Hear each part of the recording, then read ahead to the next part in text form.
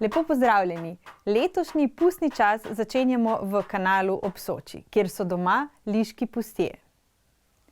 Morda za nekatere malce manj znane pustne maske, pa vendar nič manj pomembne, kajti njihova tradicija s krajšimi prekinitvami sega že v čas pred Prvo svetovno vojno.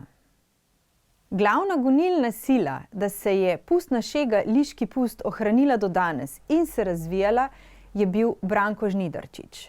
Po njegovi smrti to dediščino, zapuščino nadaljuje njegov sin Dejan. In kot lahko vidite, je to zbirka, ki jo je družina Žnidarčič oblikovala v preteklih desetletjih in predstavlja en pomemben in bogat delček v tradiciji slovenskih tradicionalnih pustovanj. Ker pa so informacije vedno najboljše in najbolj verodostojne iz prve roke, pa kar predajam besedo gospodu Dejanu Žnidarčiču, da nas popelje v svet liškega pusta. Smo liški pustje, združeni smo v etnološkem društvu Liški pustje, izviramo iz Kanalskega kolovrata, obiskujemo vasi pod Lihom, začnemo v vasi Markiči, obiščemo Bajte, Ukanje, gremo v vas Britov, Strmc, Lovišče in vas Melinki.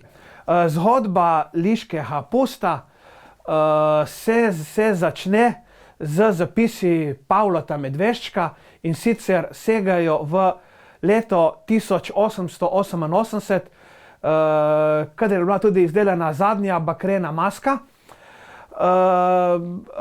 Potem te maske so živele do Prve svetovne vojne. Po Prvi svetovni vojni je stvar nekako zamrla, bili smo pod Italijo. Potem pa se je nekje po Drugi svetovni vojni začelo ponovno obujanje, s to razliko, da so se maske začele izdelovati iz aluminija. Sedaj, ko imamo okvirno predstavo, od kje prihajajo liški pustje, pa poglejmo, kateri so tisti pustni liki, kakšne so te pustne maske in zakaj so tako zanimive. Tele aluminijaste maske se delijo na taljepe in pa na trde. Taljepi so mladoporočenci, zdravnik in pa žandar, zdaj harmonikaša nisem omenil, pač je, ampak harmonikaš nima maske, ne. Tudi berač nima maske v naši skupini. To so taljepi, trdi so pa tri pustice, se pravi pustica z metlo, pustica z dojenčkom in pustica z vrečo, v kateri so orjehi. Potem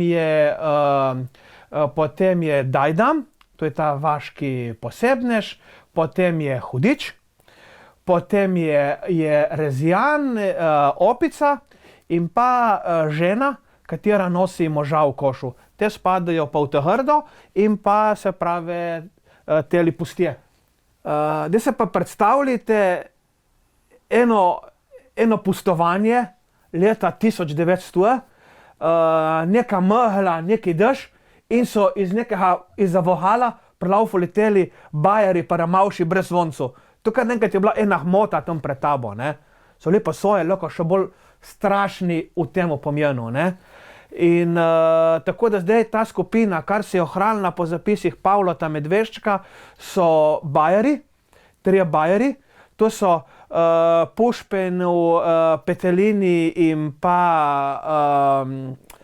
pšenični in pa dva ramavša, se pravi ta bel in pa ta črn, ne bi se tako ločili.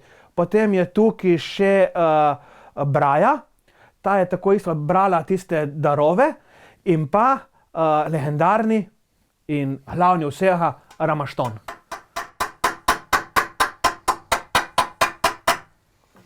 Kot lahko vidite, nekaj pustnih likov in pa tudi pustnih mask manjka v tem prostoru. Zakaj? Zato, ker so nam jih prijazno posodili za našo razstavo v Slovenskem etnografskem muzeju, ki bo na ogled od 8. februarja naprej, vse do 13. marca. Dobrodošli!